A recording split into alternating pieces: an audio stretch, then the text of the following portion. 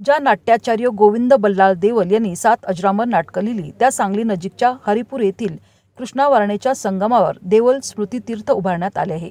ज्या कट्ट्यावर बसून नाट्याचार्य गोविंद बल्लाळ देवल यांनी 7 अजरामर नाटकं लिहिली त्याच कट्ट्यावर त्यांच्या नावे स्मृती तीर्थ साकारण्यात आले आहे। त्या स्मृती तीर्थाचे उद्घाटन आमदार सुधीरदादा गाडगीळ, उद्योजक गिरीश चितळे आणि सरपंच राजश्री तांबवेकर यांच्या प्रमुख उपस्थितीत करण्यात आले। जायंट्स ग्रुप ऑफ प्रेरणा सहेलीकडून सुनीता शेरीकर यांनी या कार्यक्रमाचे आयोजन केले होते। या कार्यक्रमास देवल यांचे वारसदार आणि नाट्यकला क्षेत्रातील मान्यवर उपस्थित होते। गोविंद बल्लाळ देवल यांच्या आठवणी त्या निमित्ताने पुन्हा एकदा जागृत झाल्या आहेत। त्यांनी लिहिलेल्या नाटकावरून ब्रिटिश सरकारने कायदा करावा इथपर्यंत एखाद्या नाटकाची ताकद असू शकते।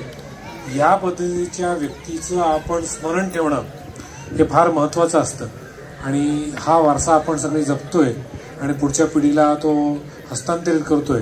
याबद्दल मी सर्वांचं अभिनंदन करतो। दादा, आपण इथं आलात आणि या हरिपूरच्या ह्या कार्यक्रमासाठी तुमच्याबरोबर मला यायला मिळालं, त्यामुळे मला विशेष अभिमान वाटतो। आपला जायंट्स ग्रुप इथला फार सक्रिय आहे आणि बरेच चांगले उपक्रम इथं होत असतात आणि हा उपक्रम हा सगळ्यात महत्त्वाचा आणि हरिपूरच्या अतिशय चांगल्या देखण्या वेगळ्या ज्या वास्तू आहेत त्यांच्यात परत एक स्मरण करून देणारा ठरेल अशी मी परत एकदा अपेक्षा करतो। आणि हे जे संगम आहे, इथली जी एक सांस्कृतिक परंपरा आहे त्याला आणखीन पुढे नेण्यासाठी आपण सगळे प्रयत्न करूया, एवढंच बोलून मी इथं थांबतो। संकल्पना फक्त मनात येऊन उपयोग नसतं, ती कार्यान्वित होणं खूप गरजेचं असतं। गेली 10 वर्ष आम्ही जयंतीला नुसतं फोटोपूजन करतो, कार्यक्रम घेतोय। 19 साली नाटक पण छान झालेलं होतं इथं, पण सगळ्या गोष्टी इच्छा असून होत नाहीत। त्या पूर्णत्वाला येण्यासाठी सगळ्यात महत्त्वाचं लागतं ते आर्थिक लागतं आणि मी याकरता जायंट्स वेलफेअर फाउंडेशन चे आपले गिरीजी चितळे ज्यांनी स्वर्गीय काकासाहेब चितळे ट्रस्ट अंतर्गत पहिली देणगी आम्हाला दिली आणि आम्ही सुरुवात केली। जोरदार टाळ्यांनी मी स्वागत करते, कारण जायंट्समुळे काय होऊ शकतं याचा आज आपण सगळे बघत आहोत। प्रत्येकीला सकाळपासून टेन्शन होतं, पाऊस येईल, काय होतंय, पण त्या परमेश्वराची इच्छा आहे की आपण सगळ्यांनी हे आनंद घ्यावा त्याचा।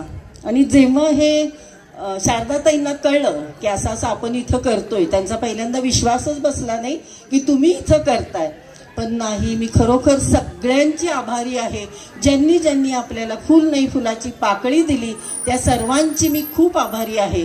पण इथं फूल घेऊन थांबायचं नाहीये, तर त्याचा गुच्छ आणि हार करायचा आहे आणि त्याकरता आपल्या सगळ्यांचं सहकार्य आम्हाला खूप गरजेचं आहे आणि मला वाटतं नक्कीच कराल, कारण आम्ही थांबलो नाही का, कोण देईल काय देईल याची वाट न बघता आम्ही पाऊल उचललेलं आहे आणि ते तुमच्या समोर साकारते याचा मला आनंद आहे। खरं तर 8 ते 10 दिवस झालं याला वेग आला, काय करावं कळत नव्हतं, पब्लिसिटी कशी करावी कळत नव्हती। माझीच मैत्रीण स्वप्नाली गायकवाडनं सांगितलं यशोधन गडकरी आहेत त्यांना आपण बोलवूया, पण नाट्य क्षेत्रातले माझे तसे परिचित कुणीच नव्हते।